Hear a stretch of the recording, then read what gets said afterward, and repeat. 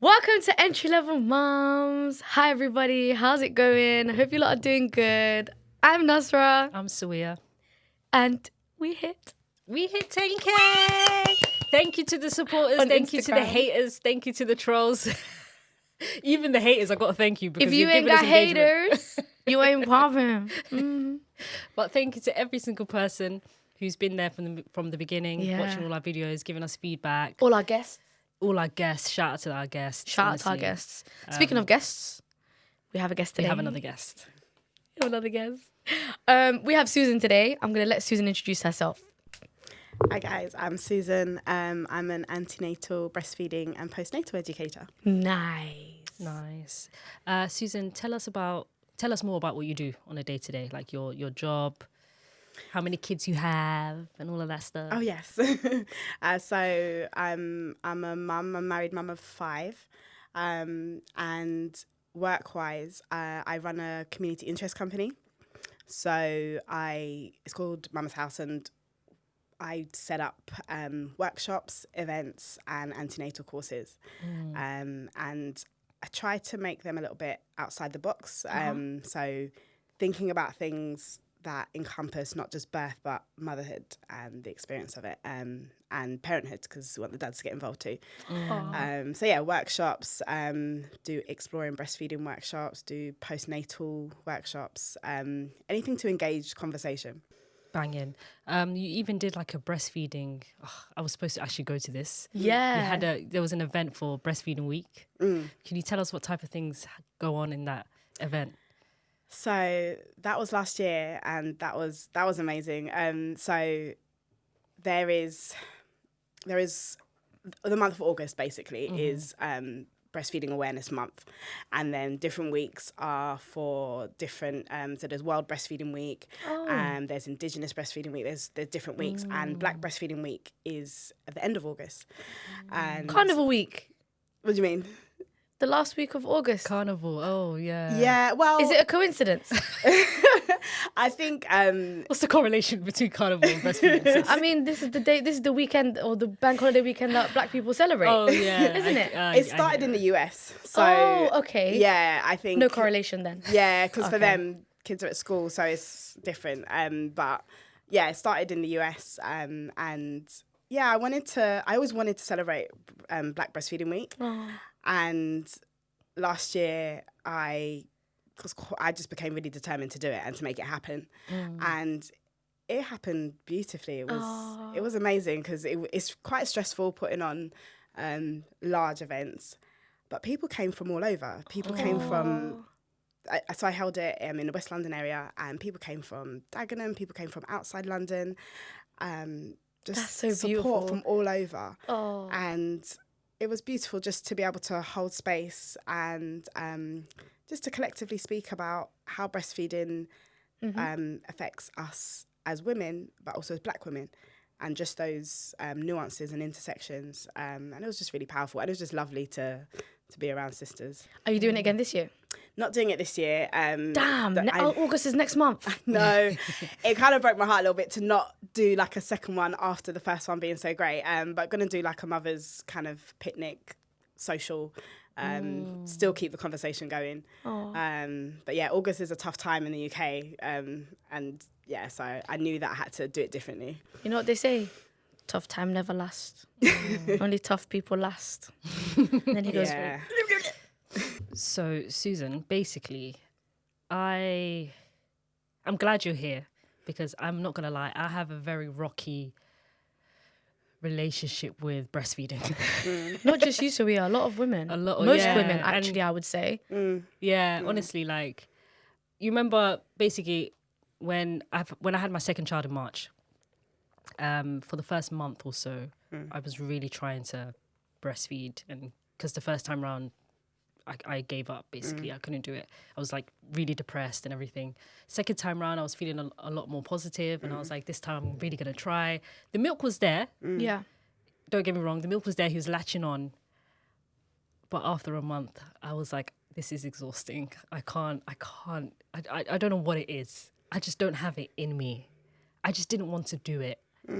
And sometimes when I see other women just loving it and breastfeeding their child, I get this sense of like guilt, shame, and I'm just thinking, why? What is it about me? Like, why is it that I can't? It's not an individual thing. I don't This want is to breastfeed. everybody. Is it bad to say that I don't enjoy it? Like, It's do you know not what bad I mean? at all. No, there's many people that don't enjoy it, and plus people who have, you might see someone in a snapshot of time where they're enjoying it at that moment, but a successful breastfeeding journey doesn't mean that you enjoy every single moment of it. And I think that's something that we probably don't chat about enough. And breastfeeding is, I see it as like a wavy line, like a loopy wavy line. It's not necessarily always high, always low. And yeah, for some people, it feels better for them. It feels nice. But overall, it's your experience with your baby, and it's how you take to it almost. So it's funny that you say after 1 month, because there's a point in time where it's really tricky. And that's usually around the 4 to 6 week mark. And there's other various points, basically every month. there's either I don't like the term sleep regression, but there's either the way they're sleeping or the way they're growing. They've got growth spurts and they need more. Yeah. Breastfeeding is not linear. Yeah. And it kind of ties in with our understanding of breastfeeding. Where do we get our understanding of breastfeeding from? Because unless it's been around you, maybe you've seen cousins, aunties, sisters breastfeeding, unless it's been normalised for you, we're just going around with little thoughts in our heads, and we've never got anything to kind of, anything to gauge it against, because it's not included in our school education. They'll teach you how to make a baby. They'll teach you how you give birth. They teach you how to protect yourself from having a baby. Literally. Oh, yeah, they definitely teach that. But no one is teaching how to feed and nourish the baby. Yeah, That's true. And that doesn't make any sense. Like, we don't even know the anatomy of our own breasts. Genuinely, That's true. We don't even know how is milk made in our bodies. I genuinely, you know what, before having a child, I used to think as soon as the baby comes out, the milk is just spraying everywhere. It's so easy. You just pop the baby You just on. go and it's like, That's it. like in the movies. Yeah. Like, oh, let me just get some tea. And it's like, Yeah. And then it's like, Yeah. you have the baby. I've had 2 C-sections. So like while I'm recovering, instead of just resting, they're like, you have to keep massaging. You have to work. Like you have to work for the milk to start producing. And then it's just a shock to the system, because you don't learn these things at all. Do you know what I mean? you know, at one point I felt like my nipple was going to fall off. Yeah. Our nipples, especially with first baby, but even if you've had a long gap between children as well, your nipples have never done it before. So it takes a while for your skin to get used to being used in that way, the areola. So in my opinion, we shouldn't be saying it doesn't hurt, because it only hurts if there's a problem, because everybody has different pain thresholds. That's true. So it can be uncomfortable for some. And initially in the first days, it usually is uncomfortable. It usually does hurt. I can't think of another word to describe it. For some women, they'll say it's fine. But for many women, they'll say it really hurts. And usually it should just be the first initial latch on. And then you want to really sort out that latch. But it can be very uncomfortable. And having your breastfeeding journey is, we all want to do the best by our children. They're our babies. We love them. We want to nurture them. And we understand that it's a good thing that we're doing for our babies. It doesn't mean it's going to be easy. And it doesn't mean there's not going to be highs and lows. And we as women, we just have to talk about it more. But realistically, we really have to talk about it in different ways in our society. And that's why collectively having safe spaces to be able to ask questions. Yeah. Because even antenatally, it's not just about they'll teach you how to latch your baby, but they're not going to talk to you about when you're feeling like you've just fed them 5 minutes ago and baby's crying and you're thinking that they want more food, and you're thinking, but I just want to go here. I just want to go to the toilet. I just want to shower. Yeah. How do you mentally process that? How do you the emotional side of things? They don't really, And it's kind of the bulk of breastfeeding, because even like you said to do with there was milk there. Yeah. But if we knew that milk is made between 12 to 18 weeks of pregnancy, that when I found that out, that blew my mind, because how often are we told, oh, I just didn't have anything there? Women say of their experience. Wait, can you say that again? Yeah. Milk is made when? Between 12 to 18 weeks while you're pregnant of pregnancy. Wow. So We are. That's mad. it's really That's second rare. trimester. So you really had it there the whole time? Yeah. Because I'm one of those people that says I didn't have any milk. I know. But really, there was really nothing there. Like, genuinely, I was pumping and it was like 3, like I could spit more than there was there milk. So there's not supposed to be a ton, like you say, we're thinking to ourselves, oh yeah, it will just come spraying out. But there's not supposed to be a ton of milk. That first milk, you know, when you hear about it, it's the colostrum, it's thicker, it's more concentrated. It's not supposed to be gushing out. It's not supposed to be that you're seeing it everywhere. That's like from day 1 to 5, potentially. So yeah, it's just understanding that your body's got it there for whenever your baby's coming. Your body prioritizes it. And that's another thing. Even so, having been pregnant so many times, a lot of the times women find out that they're pregnant, they feel that the changes in their breast. Your body prioritizes making sure your breasts are ready to make milk. And I started kind of clocking that. I was like, oh, I know I'm pregnant by week 2 because because your breasts I can't don't touch them. Like, wow. And just to know that my body is already reorganizing and sorting things out in there tells me how important biology sees it. Wow. So these little things, I kind of bring it into my understanding of breastfeeding. And yeah, it's another thing as well. Like, it's actually quite rare to not be able to make breast milk in your body. It's about, they think it's about 5% of women that officially can't make milk. Like with any pregnancy? Yeah, so it would be specific health conditions that you can't make milk. So things usually to do with the thyroid. And there's I always forget the name and I can't remember it now. But there's an actual condition that is specifically you can't. But even with that, you would have, you might have found that out earlier in life. So it's usually to do with lack of glandular tissue within the breast to actually make the breast milk. So that's something that might show up because it might affect other areas of your life. Yeah. Or they might pick that up antenatally. So we're talking about 5% of women. But most women we speak to, they'll say, I didn't have any milk. Or around 6 weeks, they'll say, oh, I started to lose my milk. And that's a common time when babies will start to ramp up. They'll be like, okay, I'm getting the hang of this. Now let's really get some more milk going from mama. And that is intense. Breastfeeding is super intense. And I guess the main thing as women is how are we preparing ourselves for that intensity? Because especially in the Western world, we're very independent. We are free to do what we want when we want, and our bodies are our own. But pregnancy, we just about, okay, cool, we accept, like, our baby's very safe within us, and wherever we go, baby's there. And we accept pregnancy. But we're not talking about how you're still going to be attached to your baby for a long time after you give birth. We literally think, oh, it's fine. Just go off after your baby's been born. So it's like you said, that there's not enough information about it. Like, honestly, I never considered, they always say breast is best. Yeah, they always say breast is best. You always hear that from everyone, especially in my family. But like, where did it change from when there were wet nurses to now where like everybody has to sort of deal with this, like it feels like on your own? Because even when you're in the hospital after you've given birth, the women that come to like give you breastfeeding information and like lactation, like what are they called? Lactation.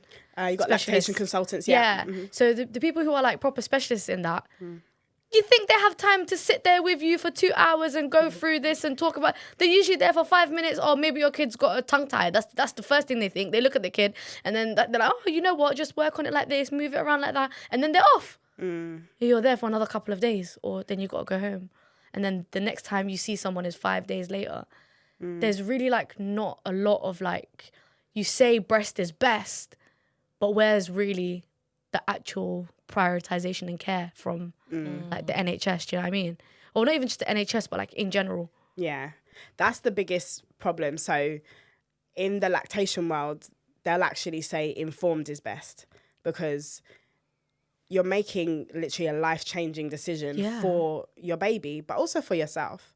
I'll mention the benefits of breastfeeding to mums later, but you're making a lifelong decision is something that is going to have repercussions going to future generations, not just your child, for yourself and to future generations. So to make the decision to or not to breastfeed means that you really need a lot more information than what is given, and you need a lot more support, because even when you're in the hospital, you've just given birth, for some people, day one is actually the easiest because baby's quite sleepy and you can just kind of pop them on, and some babies, they'll just kind of cry, sleepy. They're not really with it, if that makes sense. But then a couple of days later, they're kind of, whoa, where am I? And they really want soothing. So they just want to live on your breast because it's soothing. And we're also taught, breastfeed to eat, and then they need to come off, and to time how long they feed for. You can see my face, I'm like. And so even understanding breastfeeding being nurturing is a struggle for some as well, because it's like, we don't want them to get too attached. But yeah, support. Is there really too attached? Like, I know, I realised that I even just went off on a tangent. But the too attached part, I feel like whenever I hear people saying that, like even me, the advice was given to me of, in general, not just breastfeeding, but like, don't hold your baby too much. They're gonna be really clingy. Like, how can a baby be really clingy? He spent 9 months inside your stomach. Like, they spent 9 months in the warmth of like your embrace. Exactly. For 9 months. I love that phrase, the warmth of your embrace. Like, and then you're telling him, it's a big hug. Being in the womb is a big hug. Being outside is cold, and you're telling him, just shut up, like you're crying too much. That's not fair. Or like, I can't hold you for more than 20 minutes because then you're going to be clingy. Like, isn't it true that like the first, I think 4 or 5 months of a baby's life, they literally see the mother as like themselves, a part of them. Yeah. Because for 9 months they were a part of them. Because honestly, like my son at the moment, he's 4 months, and he moves his hand around, but like he looks at it like, this is not a part of my body. What the hell is that? I love it's that. This my limb. Like, he's only just starting to clock that he's got hands. So of course he's gonna see me and be like, he's used to my face, my voice. He's been hearing my voice for 9 months. Like, so when people say, you're gonna spoil the baby if you hold him for too long. How can you spoil someone who he's doesn't literally know a part anything? of me. Like, do you know what I mean? Exactly. I love when babies are literally discovering themselves. Like, you can see them like marveling at their hands. And I always think like, that's like great entertainment, and it's great neurodevelopment. And like you were saying, like being in the womb is so close. And also someone described to me once about how they can hear everything, like within you when we're pregnant with them. Everything. They can hear your heartbeat. They can also hear your blood moving digestive, around. your blood whooshing around, things. So you can only imagine the sounds that they were hearing, and then they come out and it's quiet. It's just space as well. If you think about it, like you were really held in fluid, in water, but they were really supported. Yeah, a big hug. And I just think holding babies close is the best thing you can do. And they're designed also to know how to, the sucking reflex, they're born with it. So it's not the same as breastfeeding. So they have to learn how to breastfeed. So I also bear in mind that the baby's never breastfed before. So they are learning at the same time as you. So it's giving that compassion and that grace to know that I'm finding this super hard, but look at this one. Look how hard they're finding it. There's some funny videos of like mums showing when a baby's trying to find the breast, but they're missing it all the time. I've seen that video. And they do it with a cup with a straw. I've seen it. She had a cup like this. She was acting like this was the breast, and she was trying to act like a baby, and she was like. It's so funny because you know exactly what we're talking about. Because they literally do that. Right there. It's literally right there, and it's like, and they start bugging out and but crying. their eyesight is really bad. They can only see like this far, right? Yeah. Exactly. They can literally only see that far, and then soon after a while they can only see that far. Exactly. But if you think about it, it kind of supports what they're designed to need. Yeah. Because the distance is the exact distance between a breastfeeding position, so the mum's face and then the baby. So it's designed their eyesight is perfectly designed for them to start memorizing the mother's face from that distance. Oh, that's beautiful. So it all really feeds into design and purpose, and these things just help you know that, okay, I'm struggling, it's hard, but everything is working in our favour. Everything is aligning to support this to happen. You know what you're saying, yeah? Do you know what it just makes me think? Obviously, like, I'm not trying to revert or convert anyone here, but like, it just makes me, you said design and purpose. Oh, I believe I am a Christian. Yeah, I'm a Christian. I believe in God. So exactly. Yeah. Like, how can you not something you can like bring that? your faith into How bringing can your faith you into not? breastfeeding, 100%. into pregnancy, into birth 100%. is so powerful. Are you telling me all of that is a coincidence? When I think about how the woman's body works, and Are you it's almost like I can imagine it as like a little factory inside. As soon as you're pregnant, your body's just creating things and preparing for the baby and making space for the baby, creating the producing the milk and all of that stuff. When you actually think about that stuff, Can that be it's a crazy coincidence? what our bodies do. Like, It's so mad. Really amazing what our bodies do. But yeah, back to what you were saying in terms of support, like in the hospitals, and how can we do this alone, and touching on with wet nurses and things. That again just shows that over time, or if we say originally or previously in supportive societies, it really just emphasizes that we never did motherhood alone. We never did. It was The a way village. we're doing it now is unnaturally. Yeah. So there are several different formats, but it might be that your sister, cousins, auntie, mother helped you to breastfeed. So having someone else to breastfeed your child was completely normal. It was not frowned upon. And I know, like within Islam, is that happens as well. And that's Should I you know make what you I mean? laugh? It's very well supported. Should I make you laugh? So there's a fourth person in here who sat that you can't see in the corner next to Susan. She breastfed my baby. oh, is it you were the one who did it? Oh. Yeah, there's a fourth person that you can't see in here, guys. When that's beautiful. when I was really struggling with it, her daughter was about like 7 months older than mine at the time when mine was born, and I remember she was still breastfeeding. 8 months, wasn't it? Yeah, 8 months. And I remember I said to her, "Can you?" And I thought, because I asked in a way that was like, because I already felt so guilty at the fact that I stopped. And I remember my mum made me feel so guilty about it, because you know how mums are in it. But I felt super, super guilty about it. And when she was there, obviously I love her, but when she was there, I remember saying like, in my head I was like, is it weird that you're going to ask that? Is it weird? Are you weird? Like, is that weird, Nazra? And then I thought, you know what? I've never been that person that always is afraid of anything. So I was like, fuck. I was like, you know, F it, whatever. Let me ask. So I said to her, would you? And then I just like handed her my baby, and she was like, of course I will. She whipped out her breast and then latched her on. It was so sweet. She got like an hour's worth of breast milk that she wouldn't have got otherwise. That's So amazing. I thought 1 hour is better than nothing, you know? Of course it is. And it always surprises me when people really frown upon it.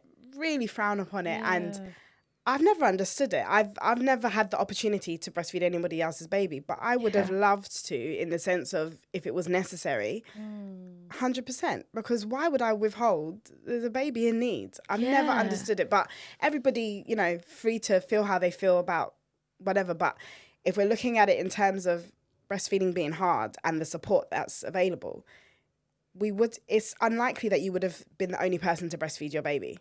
I think that's just the reality of it. Yeah. There would have been other women breastfeeding in your community, and it would have been like, yeah, I watch your baby and I'll feed them because I can. It just wouldn't have, I don't think it would have been a thing. I'm saying just much further back in time. I just think it just wouldn't have been it would have been a no-brainer. And then you've also got wet nurses, where wealthier families would have hired someone to breastfeed their baby. And either way, the babies were fed with what they needed to have. So ultimately, motherhood was never done alone. Breastfeeding was never done alone. It's so unnatural what we're doing. And so when you take that into consideration, and to say, and it depends on where you live in the world.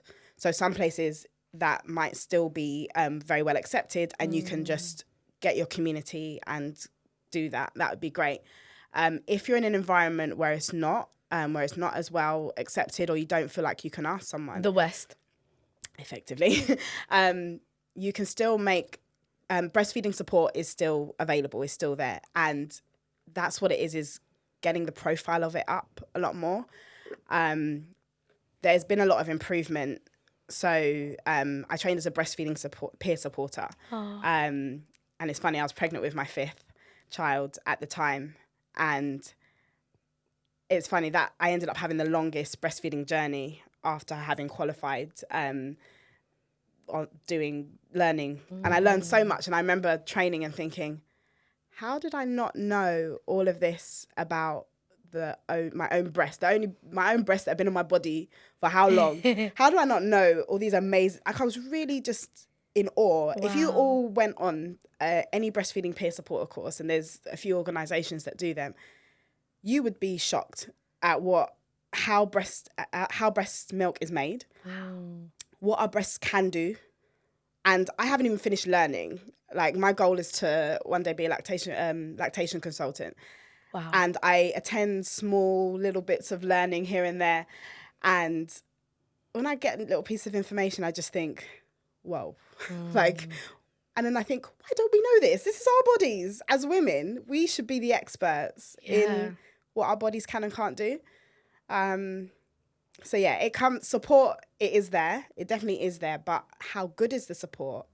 And you also have, unfortunately, it's hard to manage, but I think improvements are being made again. But you have people's own experiences and biases, even as they support you. Yeah. So even with midwives, and just to say, like, out there, midwives are not experts in breastfeeding. They need to have, their breastfeeding training is not large. So you need someone who either a midwife who specifically specializes in it. Yeah. And there are midwives out there that do that, or somebody who is a lactation consultant, or anybody educated specifically in breastfeeding support. Yeah. Because midwifery is not it doesn't cover it enough. Yeah, honestly, it's a part of me wishes that I don't know. It's so complicated. I can't even explain it. It seems on paper it seems quite simple. Yeah. You don't have to clean any bottles. It's very convenient. Just pop the baby on. It's free. it's free. Well, you still have to nourish the mother. Yeah, of I course. think we have Exactly. to You count that. still have to Yeah, obviously because nutrition. it's not free then. Not all breast milk is the same. That's true. So Wait, that's very interesting. We'll It's talk to do about with that your in a diet, second. isn't it? The diet as well. It's, I don't know. It's, for me, it's a mental thing, and it's an emotional thing. Like, I can't even explain it, but the anxiety that I was having, and I mentioned it in the episode, the postpartum episode, where I was almost going crazy because I was like, I don't know how much milk he's getting. Is he getting that's enough? huge. That really messed with me, and I think that's one of the main reasons why I just got. I think that's probably the bottle. biggest issue right now, because you have the comparison of bottles with the little marker points. 60 mils and so 90 mils, 120 mils. Like, you know exactly how much they're drinking. Our breasts are not transparent, so we cannot see. So you have a storage capacity, and that is the size of your breast is not an indicator of your storage capacity. Okay. So someone with small breasts could have a larger storage capacity than someone with bigger breasts. So you're not just going to be able to tell. But how though? Because externally, you're It's looking the at them glands, like, isn't you've got it? the smallest boobs.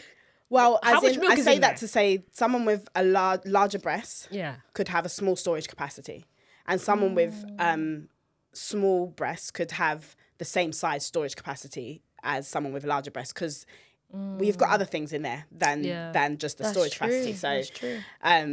so it's basically it comes down to trusting women's bodies, in my opinion. So I started to, as I was learning, I started to think about our journey as women with our bodies. And I feel like from adolescence, we're taught not to trust our bodies and what's our experience of it. So I was thinking, when I was learning about breastfeeding education and even antenatal education, I started reflecting on our journeys from girlhood to womanhood. And I thought, okay, so my experience and a lot of Western women's experience might be that you go on your period and you might say, I'm having, strong period pains, I'm having heavy periods. Then they'll put you on contraception, even not as a way to help with your period pains, but contraception will be introduced from teenage years. I find that so crazy. I do. Me Yeah. too. Yeah, but then I guess it's the type of like society that we live in as well, where girls are exposed to being sexually active a lot younger. Exactly. Like so some they of also these think it's 14 and 15-year-olds, double they thing. don't really want to have us 15 and pregnant, you know? Yeah. Whether you're sexually active or not, they'll put you on contraception. So we're talking between the ages of kind of 14 to 16. So prime adolescence. And then when you're pregnant, your pregnancy journey can be interrupted as with so not necessarily your pregnancy, but giving birth can be interrupted with all the different array of medications, pain relief. And that's not, I'm not saying that pain relief is bad, but the ones that remove your experience of birth. So they've definitely made some great improvements in terms of you actually being more involved. But there was a period in time where you would have to be told to push. If you were on, what would it be? Epidural. Epidural, exactly. It would be to the point where you couldn't feel the contractions. Yeah, that's how and it I is. feel like they've refined it much Have better. My understanding is that you can now say, I want to experience my contractions and be a bit more present in your birth. But for a long period of time, What, is it just like a lower dose? I think so. I'm not the expert in how it officially works, but if you look at even the history of giving birth, there was a pain relief back in the day where the woman was just knocked out and she'd just wake up and the baby, like, wow. Yeah, there was, Like, that is wow. wild. You know what my mum told me, which is so funny? My mum said to me, in Africa, when you give birth, if you like scream bare louder like this, her to like, shut up, bruv. You're not the first one that's given birth. And you're not the last. Shut your mouth. You can hear that anywhere. Yeah. And then my mum was like, sometimes if you're bugging and you're wilding out, someone will just slap you. Oh, wow. Sorry. If That's anyone ever touched crazy. me, no, that's mad. Well, they'll be like, Dash, shut up. That's genuinely one of the worst pains you could experience in life. Like, And it's your childbirth. expression. It's mad. You're experiencing it. It's your expression of it as well. Yeah. But so it can be interrupted with that, and also you can not be present, or I don't want to say not be present, so that's not kind of what I'm saying, but if we think about interruption, trusting our body, if you're relating it to trusting your body, we're not trusting ourselves to give birth. So we've got these other things that will do it. So that might be cesarean, it might be that I'm scared, so then we go for the cesarean route. And then if you look at breastfeeding, we're not trusting our body to make milk. So then we're giving our baby formula. And then we're not trusting our bodies. I mean, we're not thinking about menopause, not trusting our bodies. And then it's interrupted. They've created something where it blocks everything, HRT. Oh, wow. So, and I have a very limited understanding on that end, but I started just seeing that we're taught not to trust our bodies from the very beginning as women. Every crucial point that is definitive to womanhood, we're blocked from it unless we fight to experience it. So it's no wonder that bottles come along and they're transparent. They've got the markers and you can measure. And you've also got a formula container that says at this age, they should have this much, at this age, this much. Meanwhile, in reality, with breastfeeding, the amount they take doesn't actually change. Like, they might feed more often at different times due to hydration and things like that. But it's nothing like how you're looking at this and you're thinking, I don't know if my breasts are doing that same amount on this formula packet. But the formula packet was made by people, by men most likely. So I find that so mad. Oh my God. trusting your body to breastfeed would be incredibly hard. We live in a measured society. We measure everything. So how could you trust my body at all, man? I didn't trust my body at all. Yeah, but like she said, Sylvia, from the jump, you're taught not to trust your body. Yeah. So and you wouldn't even would have recognize it. Yeah. Like, I was 5 kids in when I looked back and was like, whoa. Because I've breastfed all my children, but all of them have also had formula. And so I realized, but with my 5th, I had the most successful journey. It was equally as hard, the same, oh my gosh, she's on me again. I had the same experiences of trying to avoid breastfeeding. So, I'll just do this. Like, it's time for the feed. And it's like, oh, gosh. And you can't tell anybody you're putting off going to feed your baby, because who does that? What mother does that? Yeah. But I'm just going to go put this away. I'm just going to get this. And that's not how we want it to be. But breastfeeding can be like that. You can feel like I don't want to do it right now. And that's the reality. And that's okay, though. Like, obviously, to a certain extent, that's okay. So I think it's engaging with women in the community. What I'm picking up is that our perspective on things, our perspective on breastfeeding, our perspective on what we're doing, how we're doing it, that really has an impact on how long you're going to breastfeed for and how you feel about it. So if you concentrate on the women that I hear that concentrate on the thoughts of, oh, I can't do it, it's so hard, I'm not making enough milk, then basically all the negative thoughts that we all have, they're more likely to, just from my limited kind of experience in interacting with women, they're more likely to finish breastfeeding sooner. But the women who kind of keep an open mind to kind of see, oh, let's see how long I can breastfeed for, this is really hard, but I won't be doing it forever. Or there's a slight kind of glimmer that kind of holds them and carries them through to the next day, because it's kind of like one feed at a time. So taking it one feed at a time, it seems to have a really positive long-term effect that they probably don't even realise it. Yeah. It's just through observation, just seeing, whereas when it's so much pressure and it's like, I know this is what my baby needs, this is what they really need, but I'm in so much pain and I'm crying. Breastfeeding when crying is so heartbreaking, because your baby is at peace. They are chugging away, and you just think, I'm so miserable. And you can also feel so alone.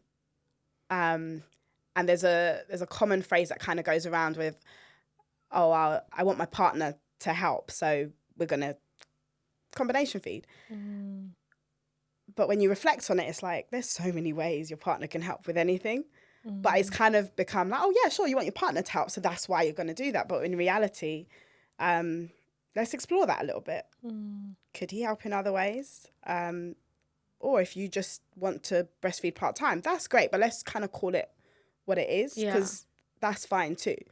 So how you phrase things, how you frame things, how you view breastfeeding, I think it can have a huge impact. Because like you started by saying, we hear breast is best, and so it's automatically pressure. Automatically, so much it's pressure. and then the worst thing is that best. when you feel like, because obviously I chose to formula feed after I didn't feel like the breastfeeding was working out for me. People say stuff like, oh, but your kid is like deprived or like missing out, or like, okay, I get that breast is best, right? But if the second best option is formula, there's no third option. Do you get what I mean?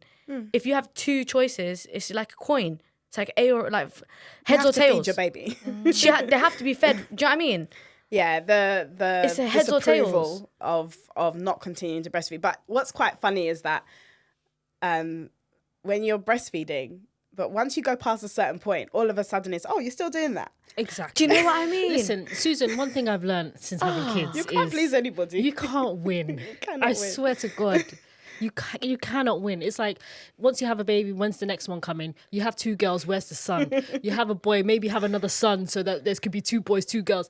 When is it going to stop? And then if you have 6 kids, there's too many kids. You guys need to stop now. Rah, how many kids do you have? You got a football team. 100%. Yeah, it's just, there's always something. Exactly. Everybody has something to say, like, all the time. Now I've learned how to just snap back a little bit. The first time around, I let people just talk.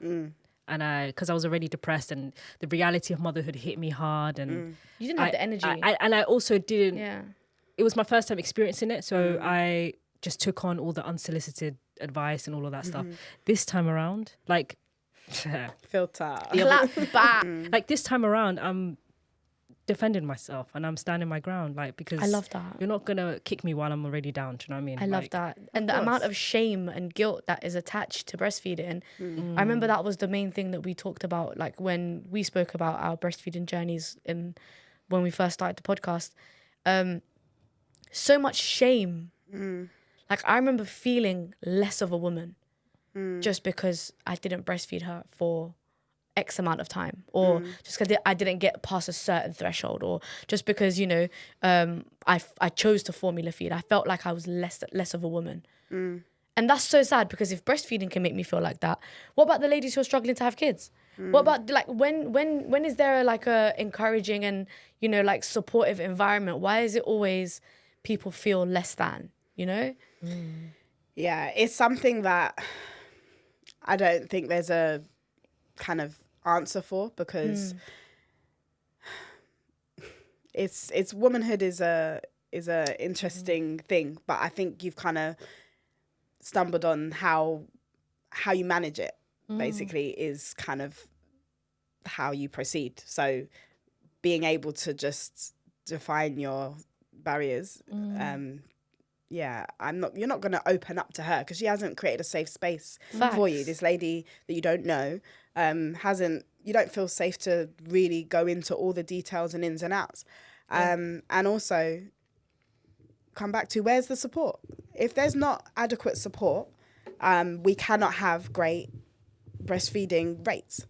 We have very low breastfeeding rates, and what needs to happen is the support level needs to go up. I think support starts way before getting pregnant. It starts, you know, are we having children's books with breastfeeding in it? Because if all children know is when they're playing families and dolls, if all they know is to feed a baby, you hold a bottle to their mouth. You'll see that some breastfeeding mums, their kids play and they hold a doll to their chest to breastfeed. And for some people, they're like, oh, should they be doing that? Yes, they should, because that's how babies are fed. So we can support the future generations with these tiny little details, and getting it into schools. You can ask your the secondary schools, even primary schools is something where it's just the norm. So it's all how it's done. We're not looking to. There are ways to basically involve things, part of health and well-being, and just understandings of the body. But definitely in secondary schools, why are we not learning it in anatomy? Why are we learning the anatomy of, we know our ovaries, why don't we know nodules in our breast? That's what are in our breast. That's how milk is made.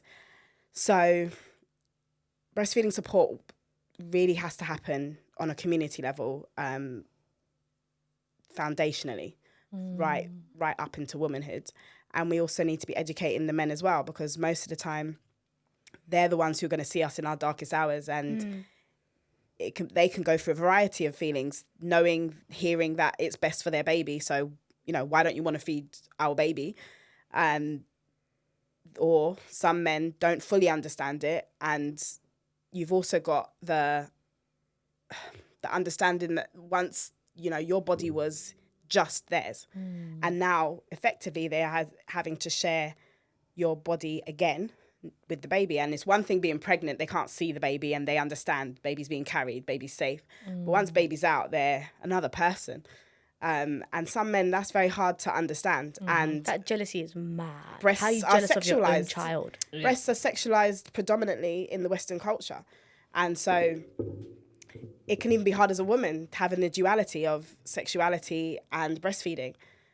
So all these things, we have to talk about it, know that all these thoughts are normal, like wondering, okay, how do I do this? How do I juggle between the two? Many women before us have thought these things, and many will after us. So it can't be a secret. It can't be hidden away. It has to be spoken about. I love that. It has to be spoken 100%. about. So with your CIC, what kind of, like, do you do like antenatal classes? Do you do like breastfeeding? What kind of like information and stuff do you do for women? So I do all three. So I do the antenatal course. So for pregnant women and their partners. So I'll do, I vary it. So I like to do it on like weekends, or I really try and make it accessible in terms of so that partners can come along. And so that'll be an antenatal course, and we'll cover how you're feeling during pregnancies, feelings that come up during pregnancy, talk about giving birth, but then we'll also talk about, I cover quite a bit postnatally, because I know that whenever anyone's pregnant, you're just really thinking about the birth. That's all you really want to concentrate on. But ultimately, in the grand scheme of things, it's just a few hours in your life. Yeah. And then you're a parent. Like, then you've got all this, and everything else lasts way longer. Mm-hmm. So I do quite a big bit on breastfeeding and postnatally. So some antenatal courses, they're more designed for first-time parents. So maybe we'll talk a bit about baby care, things that they don't have time to show you anymore in the hospital. Like knowing that babies are very slippery and when you're bathing them, and creaming them, what you should use, like the baby care, how to do a nappy, massage. those kind of beneficial things. And postnatally, how you're going to feel. And then we do a split session with just the dads and just the mums separately, and talking to the dads about their expectations, letting them, talking about sex after giving birth, letting them know that she must be ready mentally as well as physically, and you'll have to talk. And sometimes she won't be able to articulate, and all just talking. And it's really amazing how the men actually open up when their partners aren't there. So it's just a little separate time. That's so lovely. But that's quite powerful. That's really needed. Like, very much needed. What kind of things have you learned from, like, talking to the fathers and stuff like that? Because I don't hear about stuff like that. It's always just neither do I. Like events for just new mothers, or bring your partners along kind of thing. But it's always kind of focused on the mother. But to just focus on the dads, I'm really intrigued to know it's their feelings around like motherhood and becoming their a dad expectations for the first time. too. Like, what are their expectations? Exactly. And there's a point as well where I'll say, I get them to kind of think about their childhood and things, not a therapy session or anything, but what are things that you're hoping to incorporate into parenting, and just getting out of the birth space and thinking about being a dad kind of thing. So, I've learned a lot in terms of that. They're actually thinking a lot. I feel like there's a kind of rhetoric that they're quiet and they don't say much, or they don't feel anything. But they have a lot of questions. They have a lot of thoughts and feelings, and they have a lot of questions around breastfeeding. They have a lot of questions about birth, and they really care. I think when you are in a supportive relationship, they actually really do care, but they don't have a lot of frame of reference. Same like us, to be fair. Whether it's a father figure or friends, they have pretty much the same questions as we do and the same feelings that we do, but aren't given the spaces to articulate it. Exactly. And I feel like naturally, women, we seek friendships, we foster them, we ask questions. Women, we create like our own like communities and stuff, but men are they have friends, but they don't dig deep. Like, they don't talk about... They talk about football. And video games. Listen, when I was in hospital with my son, he got sick and he was in hospital for a few days. And I said this in the group chat. Yeah. This is when I realised men are so different to women. So when we were in the hospital for a few days, my husband found out that one of his friends is also in hospital with his child. And they bumped into each other when they went downstairs for coffee, right? So they saw each other, went their separate ways or whatever. The next day, my husband goes, I'm going to go see my friend, see how he's doing. I said, okay, cool. He left. He was gone for 30 seconds, Susan. He came back. Right? So I was like, Can't have been 30 seconds. I swear to God, he was gone for 30 seconds and he came back. And I looked at him and I was like, oh, so your friend, you couldn't find him? He was like, yeah, I went and said hi, I came back. And I was like, so you just went in there and said hi and came back? He was like, yeah, I said hi, you all right? How's your son? You good? Yeah. All right, mate. And then and I was like, if I saw my friend with her baby in a hospital, I would have sat down for 20 minutes. Yeah. Us women, we would be like, how did they get sick? And they would start from the Yeah, how you beginning and talk about feeling? how How's you it feeling. going? We would talk about our feelings and we'll be Yeah. sitting there for 20, 30 minutes. How you coping? Do you need anything? Yeah. My kid is also here. You tell them your story. How my kid ended up in the Right, you'll be there ICU for or in the ages. NICU. Like, you know, all of these, like, you have like a bonding moment, like a heart to heart. You're not alone. You know, like that's what we do. You telling me, Mama went there, said, how are you? Yeah, your kid's good. Yeah, all right, cool. Men. See you later. I swear to God, he went in there. He said, "Hey, you're right. How's your son doing? Yeah, good. Yeah, And then I'm his good." friend said, you, how about you? Your son's good? Yeah, my son's That's good. it. As in, like, they didn't even touch the surface. Like, Oh my god. and then he came straight back, and I was like, "Oh my God, That makes me think this of is someone you know." Like, you couldn't even wait. Like, you couldn't even chill there for 5 minutes. It was less than a Crazy. minute, and that's when I realized, like, no wonder we are there's different. a high. We are different. Yeah. But also men like the fix it kind of thing. So I've learned to not comment too much on things that I have no business commenting on, in the sense of I do not truly know. That's why I have a dream to like set up safe spaces for men run by men, but who are also maybe antenatally trained. Exactly. Because there's lived experience, which is great for people to share their stories, but we also need like the correct information there. So I really want that for men, but it doesn't mean that I'm the right person to do it. Exactly. Yeah. But men like to fix things or to what's the word? Offer solutions. So even turning up to his friend, and his friend just seeing that he came. Is that enough for them? I have no idea, but Probably. if he felt like this was enough time, or who knows, like maybe he had to go back in, or who knows why it was so short.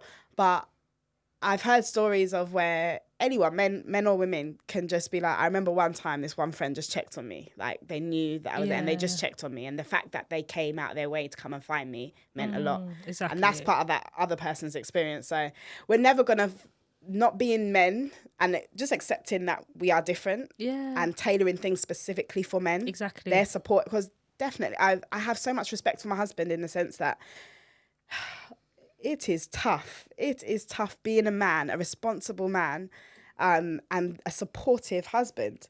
What they see of us going through things postnatally is a lot. It is a lot. And our growth, for me and my husband, our growth over the years, I just see it as, I just have complete and utter respect, because we women are not easy. Postnatally, we go through a lot as women, but they are right there. Do you think are that's right like why the divorce rate is so high? Because I feel like there's a communication gap where, like, sometimes women feel like they're going through such a huge change in their life. Like, and personally, this is how I felt as well. I felt like I was going through this incredible change where, like, my whole life, my whole world has changed. And I just felt like nothing changed for him, except for the fact that I changed. Like, that's the only thing that changed. There's 3 of us now, you know? And I remember I couldn't get past that. And it was just eating away at me that, like, I'm a whole world of a difference away from you. I felt like it created a really big gap. And where is the like information to, like, you know, who do you talk to when you're in that? Who do you talk to when you feel like you're worlds apart, like miles away, but you're in the same room? I think it's part and parcel of motherhood. We're always going to feel like we are doing everything. Yeah. Because it's not just what we're physically doing. We are thinking, we are planning, we are, we're thinking, okay, what nutritional needs do our children, like when we're planning a meal, we're looking at it from a nutritional point of view, like, okay, they need this amount of nutrients. We're thinking of what vitamins do they need. We're researching it. They talk about the mental load of motherhood, and we feel it, we really take it on. And so we look at him, and men, if you ask them to help and do something, a supportive husband will do it. You've communicated what you want him to do. But if you're sitting there looking at them, like, you're not doing anything, but it's all in your head. Marriage is hard. It's so hard, man. And it's I always say, and I heard this elsewhere as well, is that after you have your baby, the first 2 years is not the time to be making life-changing decisions. You are not yourself. You are not your usual, you are not you. The you who met your husband, fell in love, partners. Right now, you are, even biologically and hormonally, you are completely invested in your baby. Some women experience this to varying degrees, as in they don't look at their husband like their husband can repulse them. Biologically, for some women, that can be like an actual hormonal thing. And they've actually done studies on it to see why that can be really strong. You can actually biologically just feel like, and hormonally just feel like, who is this? Get away from me. And to push through that, because we live in a very throwaway culture, oh, well, he can just go. There's no society to pull you back in and say, you're going through a hard time right now and you are sleep deprived. Sometimes that's all people need, you know. And just to say, okay, wait and see. And then when you come, I always see it as, like, my youngest is 2.5. And I always, each time coming, as my child gets to around 3, the child that I've just birthed, I call it like emerging, like, you know, someone's peeping out of curtains. Yes. I start to see glimmers of myself. Oh my God. Like the true me, call it the true me. Because there's the postnatal me, and because I've done it 5 times. Oh my God. There's a postnatal me. There's there's a pregnant me. There's a postnatal me, and then there's the me. But also I'm getting older, as in I'm not the me pre-25. I'm not me post, there's kind of, So, yeah, right now I'm in that emerging stage, like, oh, I'm starting to feel like, what do I like to do? I'm starting to remember things I like. But postnatal me, I don't do anything except the kids, but it can be very dark. Yeah. And very low, because very lonely. It's almost like there was more. There was something else before this, but again, biologically, you're just feeling like the only thing I can be doing is this child. Identity crisis. And literally, our identity crisis episode. Literally, like when I found out I was pregnant the second time around, my daughter was about 2.5. The panic that I had, because I was just starting to feel like myself again. Yeah. And it just felt like I'm going back to square one. Oh, and I was 100%. like, yeah. The panic I had. Like, I really had to work through my negative feelings throughout my whole pregnancy, because I kept saying to Wea, think positive. Like, don't go back to that postpartum and it comes back to your depression. perspective. You literally told yourself, no, I can't think this way. Yeah, I had to. You have to call yourself to order. 100%. And it's so hard. I had to talk myself through it, and I even throughout, like when I announced it and stuff, just before I had my C-section on the podcast, I was just like, I actually feel more positive this time around, because it was a mental thing. I had to keep telling myself, you'll be fine, you'll be fine, you've got this, you've done it before, you got this, you got this, you got this. Great. I had to keep doing that. But like, sometimes I just look at my child now and I'm just like, we have a long 2 years ahead. He's only 4 months, and I'm thinking about the teething stage. I'm thinking about just take it as it comes. The potty training. I'm thinking about all the things I have to do all over again. That's all right. The potty training is far away. Yeah, that's a kind of doomsday perspective. That's not helping anybody. Maybe I'm just pessimistic. I need to be more. You don't need to be anything, but you can just look at it and say, oh, that doesn't feel good.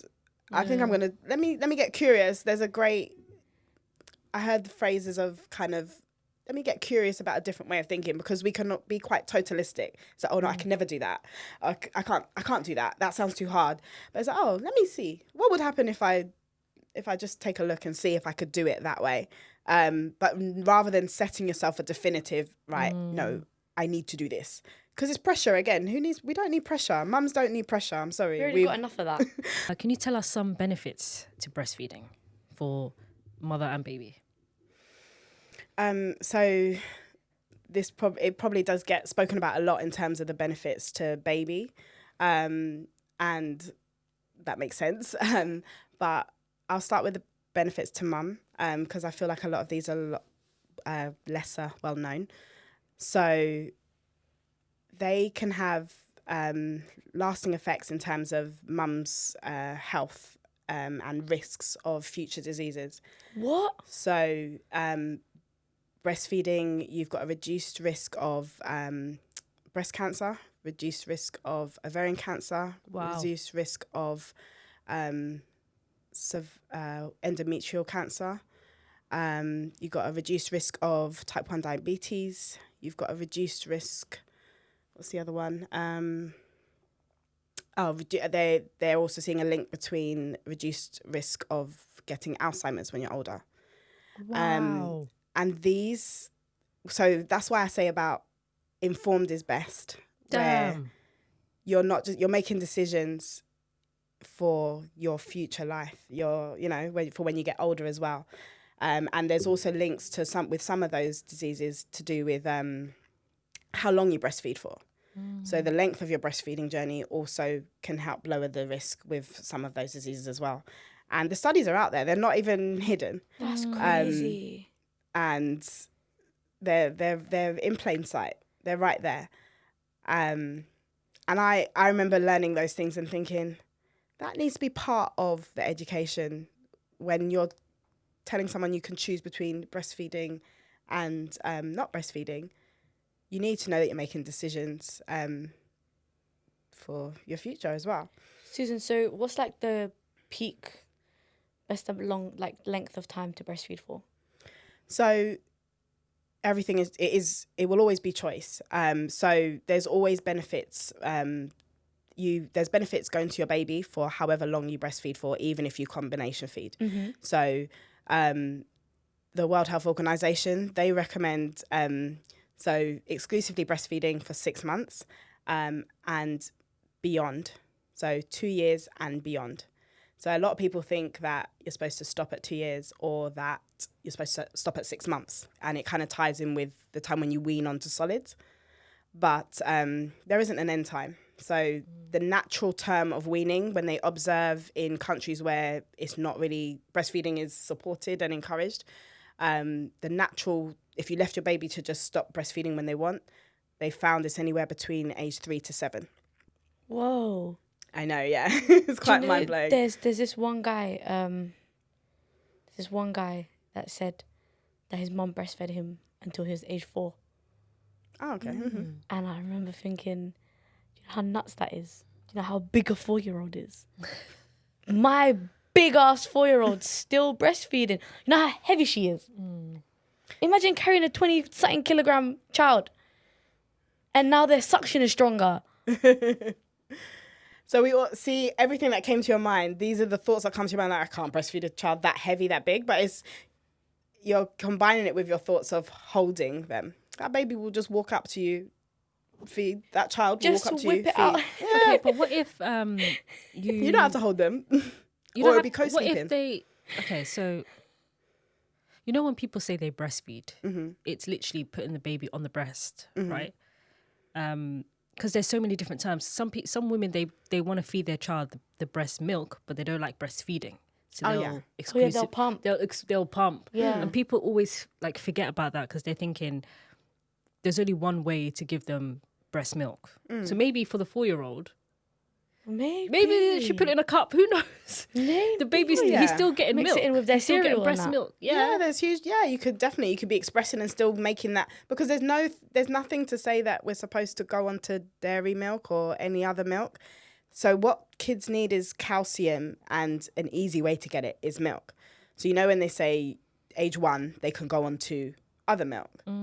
They don't have to. You could just, because a lot of 2 of my kids, they didn't like milk. They just stopped drinking milk, even when I was weaning them off formula. So I just made sure they had cheese and yogurt and things with it's the nutrients that they need. I agree.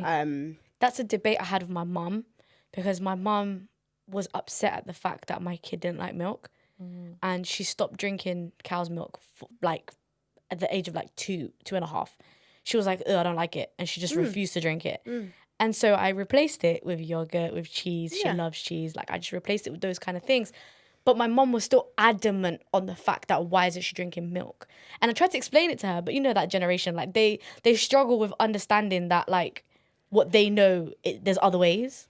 100%. And that's another thing that I explore in the breastfeeding workshops, because especially in the Black community, we were the target of a lot of different types of marketing.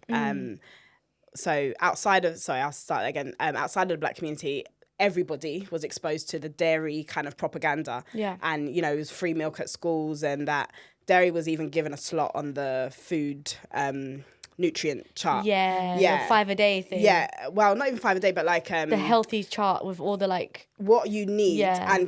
And dairy was one of them. But it's not dairy, it's the nutrients within dairy, if that makes sense. So... we were all exposed to propaganda about dairy, that you need milk. You need milk. But it was really about the dairy industry. But then when you tie it back in with breastfeeding, which, sorry, it is a bit of a tangent. So That's No, don't worry. It's all good.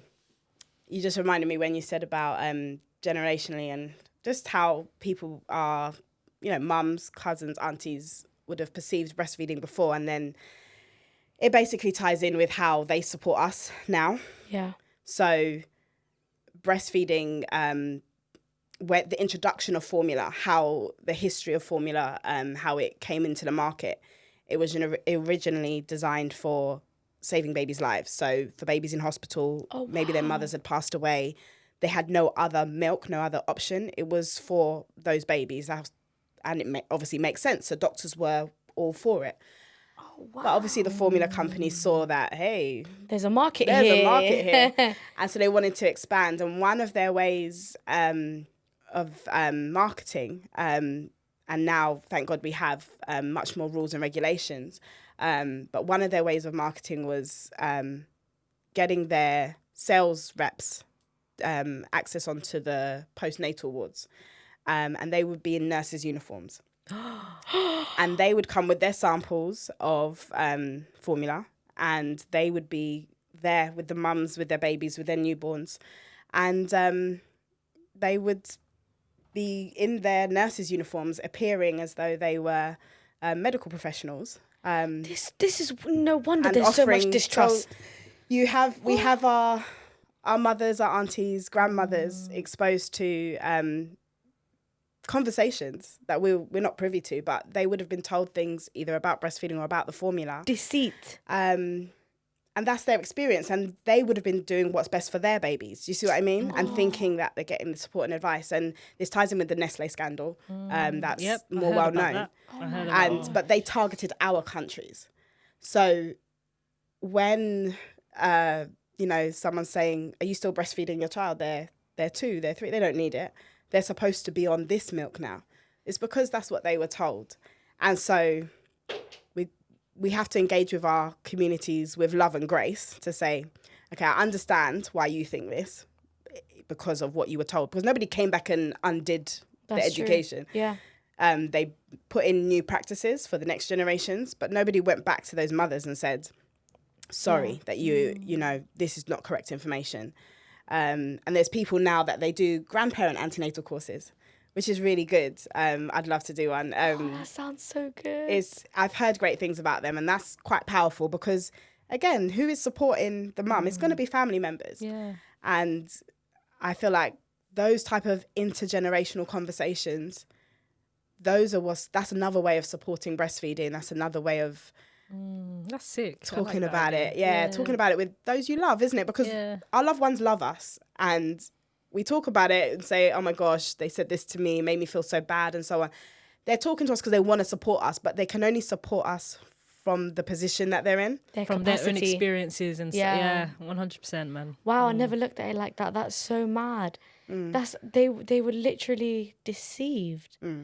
That is so sad. And that's powerful as well, because we have to, in remembering that, it's like, okay, knowledge is power, knowledge is key.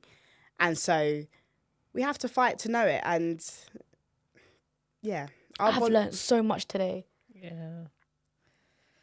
No, I've we haven't got long left, but I did want to ask you the nutritional side of things. What kind of foods should you be eating when you're breastfeeding?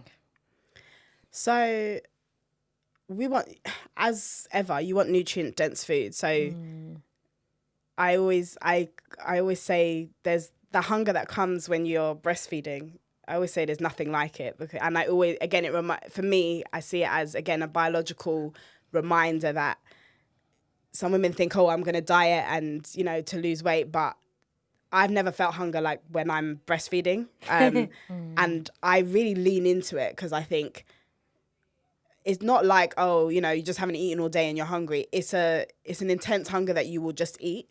Oh. And so it's telling me that this is a time to make sure I'm eating. I'm not being limiting.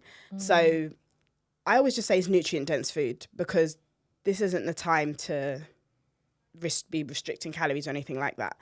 You can look at particular nutrients. So breast milk is low in vitamin D, vitamin K, and I think one more. So you can look at foods that are high in that to boost that. But ultimately, even if you're not eating well, your body, same like when you're pregnant, it will pull the nutrients reserves, from wherever it is in your body. Yeah. And that's why you want to eat well to protect your teeth, because one of the first places is your teeth. And yeah, you can be violated. Your body will make sure that your milk is nutritionally complete wherever it's coming from. You know, that's where I realized I messed up. I didn't take the whole of 9 months that I was pregnant. I took all my vitamins, all my supplements. As soon as I gave birth, I stopped. They weren't advising that. Nobody told me to continue. Nobody told me you still need these nutrients. You do. If anything, you need it more. Yeah. Because they'll even say you need more calories for breastfeeding. I think, if I'm not mistaken, I think it's even more than pregnancy, because it's huge. You are sustaining life. You're still sustaining life. And you're burning like 500 calories just from breastfeeding every day. And you get like the maddest like hormonal shift after birth as well. So you have to keep the vitamins going, and yeah. It's you want to be nutritionally rich. So I would never say this is the ideal breastfeeding diet and you should be eating this food or that food. You would want to look at, okay, it's hard for breast milk to have vitamin D, so you can eat those type of foods. But ultimately, you just want to feed often and regularly. And things like with vitamin D, you would just make sure your baby's getting outside. So there's other ways to... It's all those things, they kind of tell me that, okay, what does that mean? If it's naturally low in vitamin D, for me, I look at it as like, okay, go get baby outside. Get a bit of sun on them. Yeah. Tells me that that's how it's designed. But that's me personally. I love that. I feel like I've learned so much today. Yeah. And there's one thing that I will take from this is when you said that women don't trust their own bodies, or they're taught to not trust their own bodies. And it was like a light bulb moment in my head, because I was like, oh my God, I was kicking myself a few months ago, because I was like, I don't know how much I'm giving him. I can't trust myself. I'm not confident. I do remember that episode as well. And I went straight to the formula, and it's just like, what are you doing? It's tough though. It's no wonder. Man. Huh? It's no wonder. But it's also when you, like you said, it's a light bulb moment. It's like, okay, cool. And for myself, I experienced other people telling me, maybe you're not, baby's still crying, so maybe you don't have enough milk. And after about 6 weeks, when you don't get the surge of milk coming in, like it kind of regulates after 6 weeks, your body kind of knows what it's doing, so you don't get the full feeling anymore, because it's just regulated. So some women at that point, that's where you'll hear women say, I'm not making enough milk, because they're not feeling as full. But they are. It's just that unless you miss the feeds, you're just not going to feel like engorged and huge. And so I trusted that there was milk in there and milk was being made. But then I would hear from other family members, well, baby's crying. It's not enough. Just give them a bottle. But I was fine to just put baby back on. I was fine to keep swapping breasts and just sit there and to just keep going. But hearing that, it was like, what do I say? Because to them, I look bad. I look like I'm just trying to persist with breastfeeding. And I don't have any answers for that. It's just resilience. I just wish people would just shut up. Butt out. Because I have never, in my 30 years of life, even before having a child, I have never asked any mother or woman personal questions about her breastfeeding. I never ask anyone, why are you doing this with your child? Why are you feeding them in this way? Like, it just...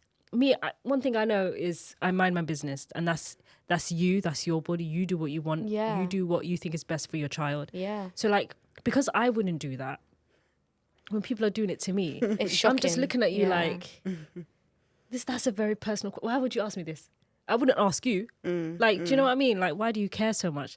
I just wish the world would be a better place if everyone just kind of faced their front. You know, and left mothers alone to just do what they need to do. Do you know what I mean? I don't think know. it would be better if they had education. That way they wouldn't be behaving the way that they're behaving. If we could teach them and they knew not to say insensitive things or ask silly questions. Like, I agree. Knowledge is very, very powerful. But I do agree that if you don't want to learn and you don't want to be taught and your family members are jarring, tell them to face their front. If they don't want to learn and they don't want to change the way that they view things, then they should really mind their own business. Yeah, but we have to actually wrap up. But Susan, please tell everyone where they can find you. Yes. If you have any future events coming up. Plug yourself. Plug yourself. Thank you.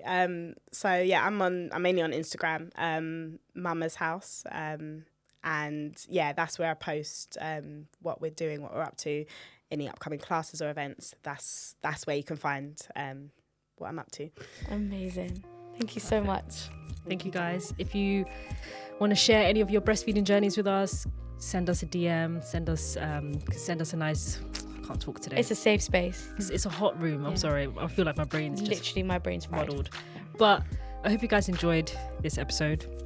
Thank you so much for coming. Thank you. I feel like at some point, if we want to do a part 2, you should definitely come back. 100%. Because Definitely up for I that. feel like there's so She much still more to has talk so about. much more knowledge to give. Yeah, 100%. 100%. But time's running out. But thank you so much for taking your time out of your day to come.